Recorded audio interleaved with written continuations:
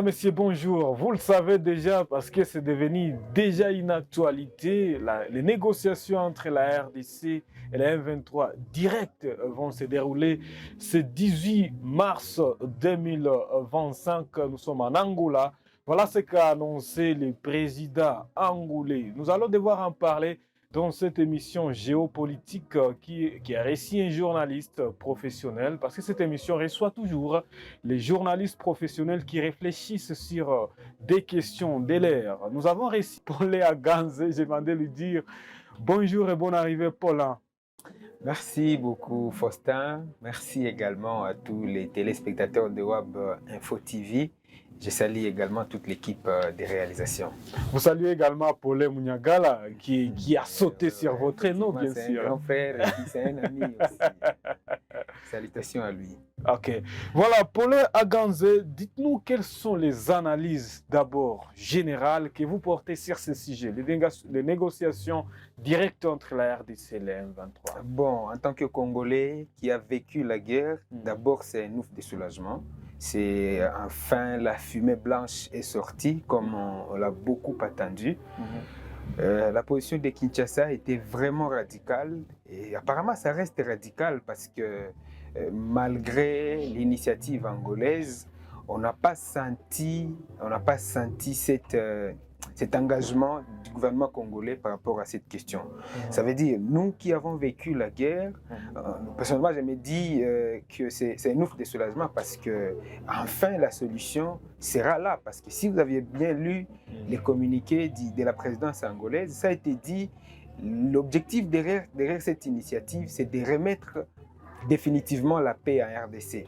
Alors, on était encore ici une fois lors d'une émission, on avait dit la paix d'où elle viendra sera la bienvenue parce que nous on a enduré, on a beaucoup vécu par rapport à cela. Peut-être il faut revenir un peu dans les contextes par rapport à cette question de négociation directe entre les M23 avec le gouvernement congolais et les M23 parce que le contexte est tel que les M23 voulait cette démarche depuis le début. Mais le gouvernement congolais voulait écarter les M23 parce que déjà, on a vu des sorties médiatiques, les traitant des patins, les traitant des tout mots, en tout cas des coquilles vides, et tout le reste, tout ce qu'on a vu, tout ce qu'on a entendu. Et il y a eu des processus de paix, notamment de Nairobi, où les M23 a été écarté dès le début, malgré leur engagement qui était manifesté en amont. On a vu aussi le processus d'Angola. Les M23, bon, en tout cas, ils n'étaient pas fortement impliqués.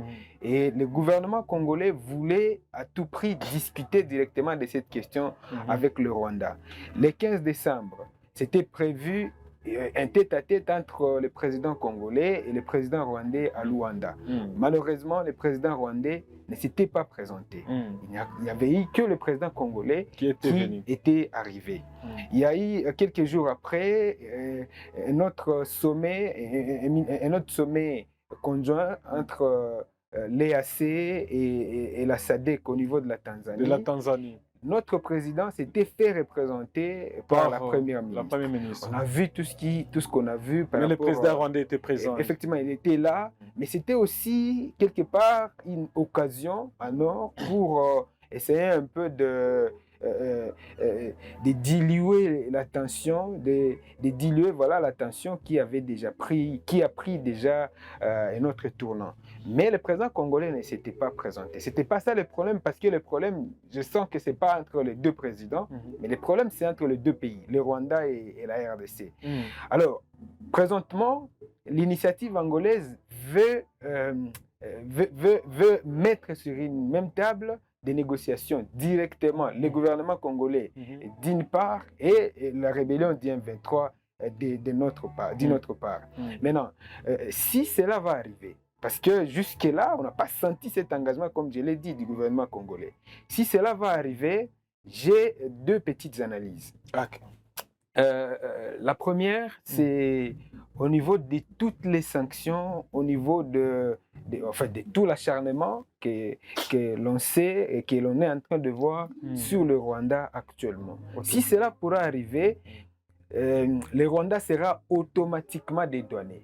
Le Rwanda sera automatiquement, comment dirais-je, le Rwanda sera dédouané et on saura déjà que le problème n'est pas entre le Rwanda et la RDC, comme le président l'a toujours dit. Mais c'est le problème entre les Congolais. Ça sera déjà le problème entre les M23 et le gouvernement congolais. Et c'est ça peut être ce qu'on veut quand même nous signifier. On veut dédouaner peut-être les Rwandais, comme vous venez de le dire. Oui. Parce que si on négocie directement avec les M23 se dit être un mouvement congolais. Et donc, c'est un problème congolais, Paul. Effectivement, laissez-moi d'abord chuter avec cette analyse. Ça va faire assez que les Rwandais puissent être dédouanés. Pourtant, il y a eu des sanctions sérieuses contre le Rwanda. Notamment, on a vu les États-Unis, on a vu le Canada, on a vu même la Grande-Bretagne. Ça veut dire, si on parvient à se mettre sur une même table de négociation avec les M23, déjà toutes ces sanctions contre le Rwanda vont tomber. C'est la première analyse. En fait, la deuxième qui est générique, et c'est tout le monde qui en parle déjà, tout ce qu'on vit, ça aurait dû être évité si le gouvernement congolais acceptait ou bien si l'Angola prenait cette initiative depuis le début. Parce que on a vu des présidents, en fait des personnalités politiques, Vital Kamerhe par exemple, pour ne pas les citer, depuis 2022, avait proposé la voie du dialogue pour résoudre ces conflits. Vital Kamerhe avait proposé, je pense, depuis 2022, de négocier directement pour n'est-ce pas, permettre qu'il y ait la désescalade des tensions et que la paix puisse revenir de manière générale, de manière totale. Mais il a été traité de tout mot. Il y a eu même des dissidences au sein de l'Union sacrée, famille présidentielle, famille politique du président de la République. On l'a traité de tout mot, on l'a jugé, on a pensé qu'il était traître parce qu'il a proposé qu'il y ait dialogue. Ce n'est pas seulement lui. Il y a d'autres personnalités, même par toutes les voies des mécanismes et accords, on sentait qu'on poussait le gouvernement congolais à dialoguer directement avec les M23. Mais le gouvernement congolais ne voulait pas franchir la ligne rouge qui reste celle de discuter directement de manière franche avec les M23. Et on ne sait pas jusque-là si cette démarche va aboutir. Parce que lors du briefing de la fois passée, le ministre de la Communication, Patrick Mouyaya, a semblé être un peu... Non, il a touché cette question avec des pincettes. Et puis, il a dit qu'il n'y avait pas encore de précisions quant à ces... Effectivement, il n'y en avait pas et jusque-là, il n'y en a pas. Même si la présidence angolaise a donné la date du 18 mars. Du 18 mars, mais le gouvernement congolais ne s'est pas encore prononcé. Effectivement, Kinshasa a annoncé qu'il a pris acte. Ça veut dire qu'ils sont d'accord avec la démarche. Mais si vous avez bien lu l'étude de Tina Salama, porte-parole du président de la République, elle a dit que tout cela doit se passer dans le cadre de la résolution 2273 du Conseil de sécurité des Nations Unies. La résolution du Conseil de sécurité, cette résolution veut que les Rwandais puissent retirer ses troupes sur le sol congolais. On parle de 4000 soldats. Il parle de 4000. Oui, alors on ne sait pas si les M23 AFC ne comptent que 4000 soldats. On a vu des militaires être recrutés à Goma, des policiers recrutés à Bukavu. Cette résolution peut être aussi appliquée. Les Rwandais retirent ces 4000 soldats, mais les M23 va rester. Et c'est encore la discussion entre les Rwandais et la République démocratique du Congo, ou bien ce sont des discussions maintenant entre les M23 qui se revendiquent être congolais et le gouvernement congolais? En fait, c'est ce que je suis en train de dire, M. Faustin. Les Rwandais vont retirer ses troupes. On va arriver là, le Rwanda va retirer ses 4000 soldats, on va les voir partir. Ils vont partir soit par la grande barrière ou par la petite, bien sûr ils vont partir, 4000. Mais les Rwandais ne vont pas venir. Écoutez d'abord, les Rwandais ne vont pas participer aux négociations. Effectivement, c'est ça. C'est les M23 c'est parmi, qui se revendiquent être congolais. Effectivement, mais c'est parmi les grandes revendications, ou bien c'est parmi les grandes résolutions, c'est parmi les grandes décisions de la résolution 2273 du Conseil de sécurité des Nations Unies sur la RDC. On demande au Rwanda de retirer ses troupes sur le sol congolais. Ça veut dire le Rwanda peut se retirer du sol congolais, 4000 comme je l'ai dit, mais le M23 va rester. Et maintenant, des discussions vont rester entre le M23 et le gouvernement congolais, soit la RDC. Mais aussi, il faut savoir aussi, il faut qu'il y ait en fait, il faut savoir sur quoi vont tourner ces discussions. Ces discussions, bien sûr. Le M23, par exemple, je ne suis pas le porte-parole, non plus je ne suis pas le porte-parole du gouvernement. Mais vous êtes journaliste, chercheur quand même. Effectivement. La question a été posée lors de la conférence de presse. On avait demandé à Corneille Nangaa que peut être leur cahier des charges au cas où le gouvernement congolais acceptait de dialoguer ou bien de dialoguer avec eux. Il y a eu certains éléments de réponse, notamment, parce que je les ai écrits quelque part. Bon, par exemple, pour les M23... Allez-y, c'est très important. Effectivement, pour les M23, je pense qu'ils peuvent plaider ou bien ils peuvent vouloir imposer, ou bien, parce qu'ils sont en position de force, assurément, ils peuvent vouloir demander qu'on entre dans le fédéralisme. Ça a été dit et Corneille Nangaa l'a dit à plusieurs reprises. Il y a également ces dialogues vont donner une certaine reconnaissance politique à cette rébellion.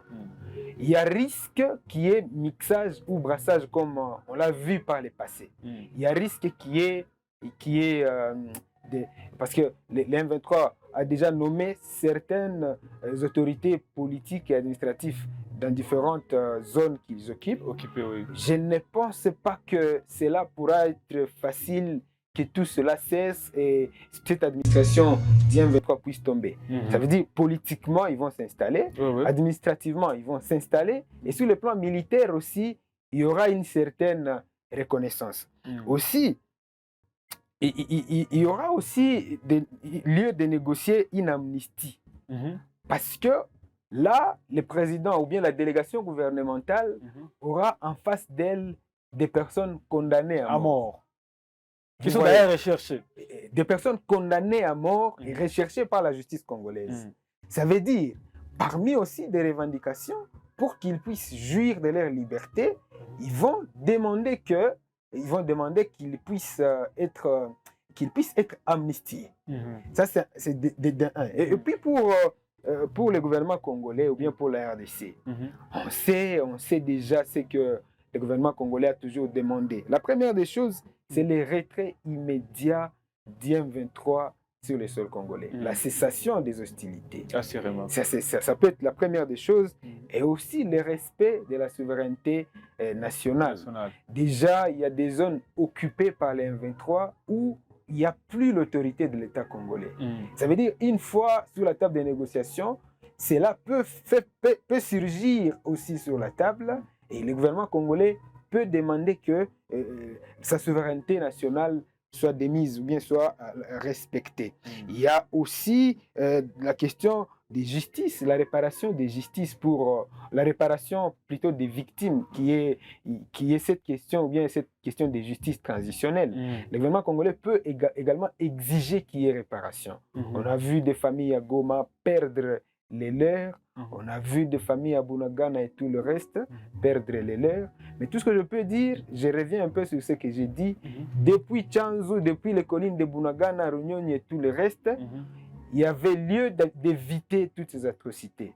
De Tchanzu jusqu'à Burale, où se déroulent les affrontements dans les territoires de Walungu actuellement, c'est très loin et il y avait vraiment toutes les possibilités nécessaires d'éviter les bains de sang, d'éviter la perte des munitions de guerre qu'on a perdues, la perte des hommes, des troupes et de la population civile. Cela vous veut dire que le M23 est dans la position de force?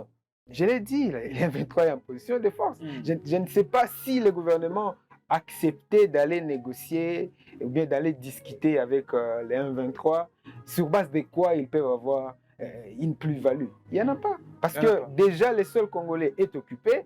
Déjà, 2 provinces sont quasiment occupées, je dirais, parce qu'il y a déjà 2 gouverneurs de surplus sur les 26 qu'on avait déjà avant. Ce qui veut dire qu'en tout cas, la position des forces est du côté M23. Selon les analystes, les M23 occupent actuellement une partie où il y a 10% de la population de la RDC. Ça veut dire que c'est déjà fort, c'est déjà beaucoup.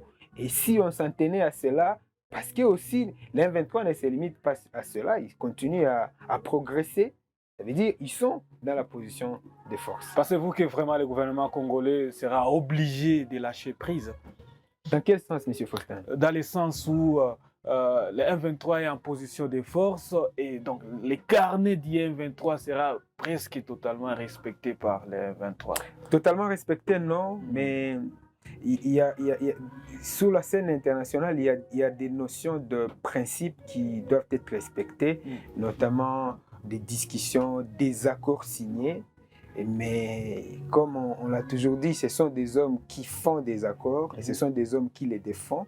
Et si nous sommes arrivés jusqu'à cette guerre, c'est parce que, quelque part, auparavant, des accords n'ont pas été respectés.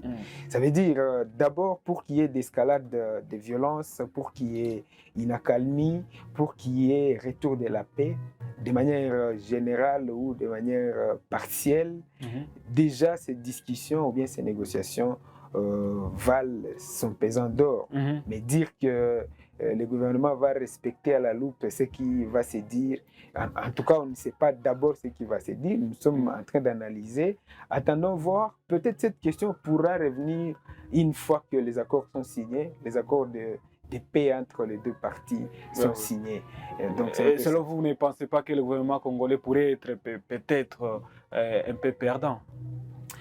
Perdant, oui, parce que déjà, lorsque l'on intègre des pantins, comme ils ont dit d'ailleurs, selon leur mot. Lorsqu'on intègre les patins, les coquilles vides et tout le reste dans un gouvernement sérieux comme des warriors, déjà c'est une perte, voyez-vous. Donc on sera obligé de les intégrer. Effectivement, c'est ce qu'ils veulent. Ils veulent gérer les pays, ils veulent diriger les pays. Et s'il y a une autre question peut-être qui n'avait pas été évoquée, l'M23 a toujours voulu le départ du président Tshisekedi. Oui. C'est parmi, ça peut être aussi parmi c'est ce que plusieurs personnes d'ailleurs craignaient que les M23 vont... Donc les M23 va refuser les discussions. Effectivement. Donc il peut y avoir aussi, cette question peut revenir aussi autour de la table. Mais dire que le gouvernement ne va pas perdre, oui, déjà ils vont perdre parce que déjà accepter de discuter avec des personnes qu'ils ont semblé négliger depuis le début, ils ont semblé ne pas reconnaître depuis le début. Donc ces personnes peuvent venir avec vraiment une arrogance également. Effectivement, et c'est avec déjà une grande condition. Et le M23 va les obliger, va obliger le gouvernement à les reconnaître. Déjà, le fait déjà de quitter Kinshasa pour aller rencontrer en Angola les patins, en tout cas, je reviens sur ça parce que c'était ça les termes. Les éléments d'I-23, on peut les dire. Utilisés couramment par le gouvernement congolais. Déjà, quitter Kinshasa pour aller les rencontrer, c'est reconnaître qu'ils existent, c'est reconnaître aussi qu'ils ont un cahier de charges, c'est reconnaître... Qu'ils ne sont pas condamnés à mort. Non, ils sont condamnés à mort d'abord par la justice, mais c'est reconnaître déjà qu'ils ont une certaine légitimité. Ils ont une certaine légitimité. Alors, monsieur Paulin, vous avez suivi Bertrand Bisimwa s'est prononcé, c'était hier, sur la question, parce que plusieurs personnes déjà s'est posé des questions sur la position du M23. Est-ce que le M23 va accepter les dialogues avec le gouvernement congolais? Mais Bertrand a dit, je cite, nous étions obligés, nous étions là pour obliger le gouvernement congolais à reconnaître l'échec militaire sur le terrain afin d'entamer la voie du dialogue. Dites-nous, qu'en pensez-vous de tout ce que Bertrand Bisimwa a dit d'une manière brève? D'une manière brève, je pense que ce ne sera pas moi qui sera le premier à le dire. Et il a été bien vu clairement, même par plusieurs faits, parce que nous nous basons que sur les faits. Et en 6 ans, le président Tshisekedi a remanié son entourage militaire, l'armée et tout le reste à plusieurs reprises. Pourquoi? Parce que ça a été dit que l'armée a été infiltrée.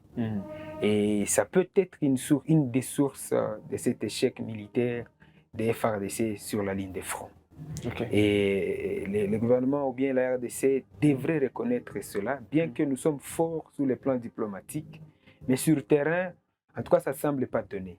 Parce que si ça donnait, déjà depuis Tchanzu jusqu'à maintenant, il y aurait déjà soit des localités reprises. Mais on reprend des localités. Après encore, il y a eu des chutes libres. On peut reprendre une localité, mais quand le M23 va revenir, il va reprendre 3, 4, 5. Ça veut dire, sur le plan militaire, il y a eu ces trahisons, il y a eu ces trahisons, voilà. Et cette infiltration n'a pas permis à la RDC d'avoir des victoires sur la ligne de front. Ça veut dire, dès le début, le gouvernement devrait reconnaître cela.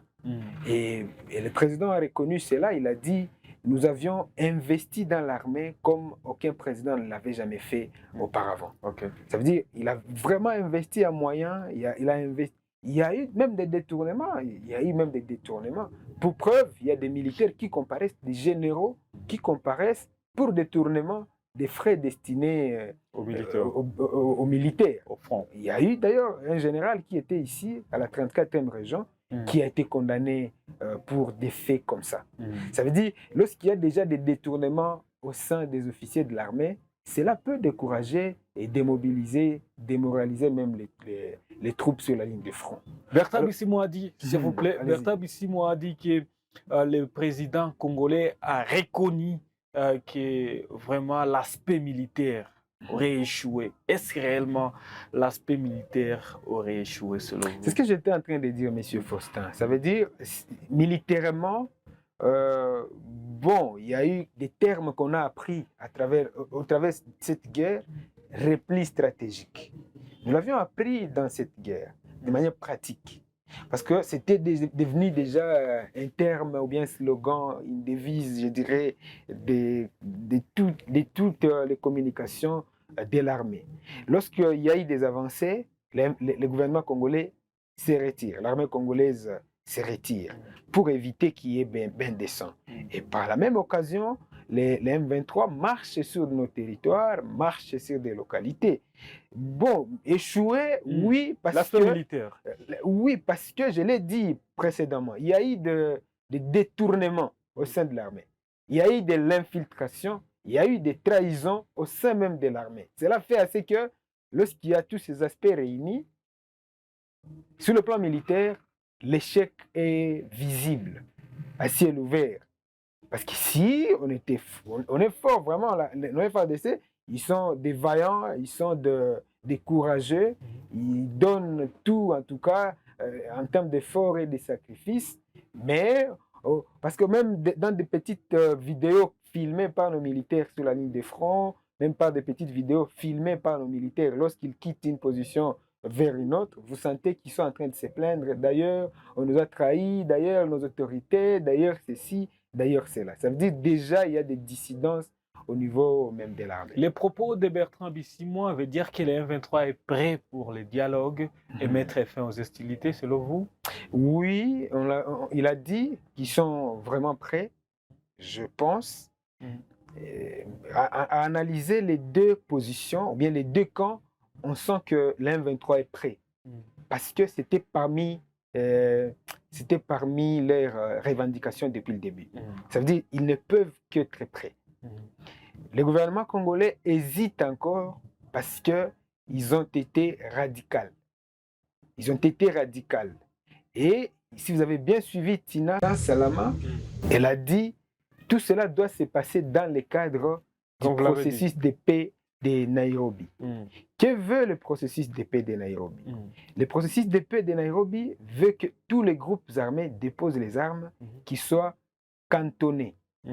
Qu'ils soient cantonnés. Ça veut dire, une fois que le M23 va accepter cette question, ou bien cette proposition du gouvernement congolais de passer par le processus de Nairobi, les M23 vont d'abord, les éléments du M23 vont d'abord déposer les armes et ils seront cantonnés. Et les lieux de cantonnement prévus, c'était Rumangabo avant. Et puis, après Rumangabo, d'autres pourront être envoyés dans la province, si pas de l'Ituri ou de Maniema comme ça. De Maniema, je crois. Maniema, bien Oui. sûr. Alors, dites-nous, selon vous, pourquoi l'Angola a-t-il été choisi comme médiateur de ces pourparlers? Bon, d'abord, comprenez que la position actuelle du président angolais, c'est vraiment une position stratégique pour l'Afrique. Il paraît, selon moi, comme étant le président les plus, si pas sage, les plus mûrs politiquement. Il sait bien jouer sa carte par rapport à cette guerre, par rapport à cette situation. Il maîtrise aussi bien la région des Grands Lacs. Mais par rapport à cette question, je me suis dit qu'il a joué un peu à la vedette. Ils se sont rencontrés avec le président Tshisekedi le 11 mars. Aussitôt que le président arrive à Kinshasa, la présidence angolaise a sauté sur l'occasion et a fait un communiqué qui devient déjà notre sujet d'ailleurs de cette émission. Moi, je pense que le président angolais devrait laisser la primaire au président Tshisekedi de faire une restitution. Nous nous sommes rencontrés avec le président angolais et voilà, on a dit ceci, on a dit cela. Mais déjà, quand le président angolais a communiqué en premier, il met Tshisekedi devant un fait accompli. Il met Tshisekedi devant un fait accompli parce qu'il va accepter. On l'a vu en Angola et puis à sa sortie d'Angola, on voit un communiqué. Ça veut dire c'était ça les sujets autour des tables. Aussi, il faut dire que cette communication du président angolais intervient seulement quelques heures après la rencontre avec cette délégation de la CENCO-SCC qui était d'ailleurs notre sujet de l'émission précédente. Ça veut dire, selon moi, les évêques de la CENCO sont allés présenter les rapports de leur pacte au président angolais, qui est, jusqu'à preuve de contraire, président en exercice de l'Union africaine. Paulin, dites-nous comment évaluez-vous les chances de la réussite de ces pourparlers? Bon, les chances de la réussite sont, en tout cas, pour moi, je donne en tout cas toutes les chances parce que ça va aboutir à la paix selon l'objectif de l'initiateur. Et l'initiateur, c'est-à-dire le président angolais, veut qu'il y ait une paix totale à l'est de la RDC. Une zone meurtrie depuis des décennies. Ça veut dire que je ne peux qu'accorder en tant que Congolais je suis né dans cette situation, j'ai grandi dans cette situation, je suis en train d'avoir des enfants aussi dans cette situation. Ça veut dire pour moi, s'il peut y avoir une solution ou bien une baguette magique pour mettre fin à ces hostilités, pour que mes enfants et les enfants de mes enfants puissent grandir et vivre dans la paix, moi, je ne peux que accorder toutes les chances possibles. Mais là où le bas blesse, c'est au niveau de l'arrogance politique des part et d'autre. C'est pourquoi je pose quelles sont les chances. Oui, effectivement. Qu'est-ce qui prouverait que cela pouvait quand même réussir ou échouer? Nous sommes à combien de pourcents selon vous? À réussite, c'est combien? En termes de réussite, nous sommes à un pourcentage un peu donc en dessus de la moyenne. Pourquoi? Pourquoi l'expliquer? Parce qu'on ne sait pas encore lire la position du gouvernement de Kinshasa. Si le gouvernement de Kinshasa a accueilli à bras le corps cette initiative, en tout cas, ça aurait eu même 100% de chances de réussite. Ça veut dire, pour moi, ce qui va bloquer le processus, ce ne sera pas seulement le gouvernement de Kinshasa. Bon, mais lorsqu'on part en négociation, il y a des tactiques. Et on doit avoir en tête qu'on doit faire des concessions. Accepter ce que l'autre veut et l'autre accepte ce que vous voulez pour qu'il y ait intérêt d'attente. Mais aussi, en tout cas, je pense que ces discussions doivent impliquer directement les acteurs impliqués dans ces conflits. Parce que déjà, on a vu, je l'ai dit précédemment aussi à l'émission, on a vu Kabila être cité à plusieurs reprises. Comme étant derrière l'AFC M23. Bon, moi, je pense l'impliquer aussi dans des discussions, ça peut ajouter une nouvelle donne. Donc Kabila pourrait être vraiment impliqué dans les négociations. Oui, s'il fait partie de l'AFC, pourquoi ne pas les déléguer pour avoir en face le président Tshisekedi? Mais ils n'ont pas de précision peut-être. Des précisions dans quel sens, M. Faustin? C'est moi qui pose des questions, M. Paulin. Ouais. Dites-nous les rôles de la communauté internationale dans ces processus. La communauté internationale a déjà joué un grand rôle avec des sanctions contre le Rwanda, la pression contre le Rwanda. Il faut aller au Rwanda pour comprendre ce que cela fait. Il y a déjà des retombées. Il y a un ami qui part faire soigner son enfant au niveau de Gisenyi régulièrement. Maintenant, quand il est revenu de là la fois passée, il m'a dit toutes ces sanctions, la suppression des aides qui quittaient l'Europe, qui quittaient l'Amérique vers le Rwanda, commence à se faire sentir sur la population, sur la population civile. Ça veut dire au Rwanda, on sent déjà que c'est une pression qui pèse sur le Rwanda. La dernière question, monsieur Paulin, dites-nous comment est-ce que la situation sur terrain pourrait-elle influencer ces processus? La situation sur terrain. Oui, la situation... Surtout dans l'est de la RDC. Oui, je l'ai dit, les M23 continuent à progresser. Il n'y a pas plus tard qu'hier, ils ont repris près de 5 villages dans les territoires de Walungu. Et vers Uvira, ils continuent à avancer, même s'ils n'ont pas encore... ils n'ont pas encore pris la ville d'Uvira, qui est actuellement la capitale de la province du Sud Kivu. Ça veut dire, sur le terrain, l'M23 continue à progresser. Cela fait qu'ils continuent à avoir plus des ailes, ils continuent à avoir plus de considération et de l'impact sur le terrain. Ça veut dire, sur le terrain, si on se basait que sur des faits et des réalités sur le terrain, ils sont en très bonne posture, ils sont en très bon positionnement, de façon que si on se limitait seulement à cela, parce que si le gouvernement n'est pas à mesure de reprendre par la voie militaire les zones occupées, si le gouvernement n'est pas à mesure de reprendre cela par la voie diplomatique, maintenant la seule voie est la voie du dialogue.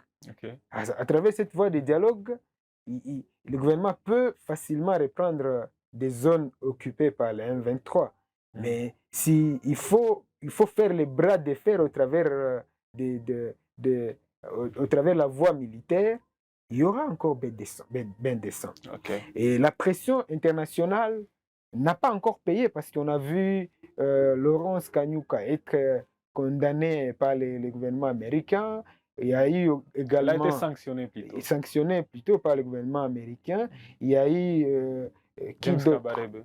Oui, James Kabarebe du Rwanda. Ça veut dire que toutes ces sanctions ne donnent rien sur le terrain parce que ça ne les empêche pas de continuer leur marche de pèlerin. Voilà, merci Paulin Aganze pour vos réflexions. Je suis très heureux de vous avoir réussi cet avant-midi. C'est moi qui suis le plus heureux. Qu'est-ce qu'on peut retenir sur votre conclusion? En conclusion, je l'ai dit, tout ce que nous vivons actuellement, ça aurait dû être évité depuis Tchanzu, depuis Runyoni. Si la voie de dialogue a été écoutée, si cette voie a été bien prise depuis le début, on aurait dû éviter les bains de sang, on aurait dû éviter tout ce qu'on a vécu actuellement. Autre chose, cette question du dialogue va ouvrir une voie au M23 ou bien va ouvrir une voie à l'armée rwandaise, comme on a toujours dit, d'intégrer encore notre gouvernement, d'intégrer encore notre armée et de fragiliser toujours les institutions. Si réellement le Rwanda est derrière le M23, comme on l'a toujours dit, cela va faire à ce que les Rwandais puissent continuer à avoir, n'est-ce pas, des l'œil sur tout ce qui se passe en RDC. Cela ne va pas limiter la politique de l'infiltration. Mais comme le dialogue peut sembler, ou bien semble être une voie pour mettre fin à cette guerre de manière durable, comme l'a dit le président angolais, nous ne pouvons que accorder toutes nos chances et espérons que cela va donner la paix. Merci beaucoup Paulin Aganze, merci également de vos réflexions géopolitiques. C'est par ici que nous jetons de l'encre à cette production d'aujourd'hui. Merci de nous avoir regardés. Cette émission reçoit les journalistes qui réfléchissent pour le bien de la République démocratique du Congo. Continuons toujours à travailler pour la RDC parce que c'est notre pays. Nous l'aimons infiniment. À tous et à chacun. Au revoir.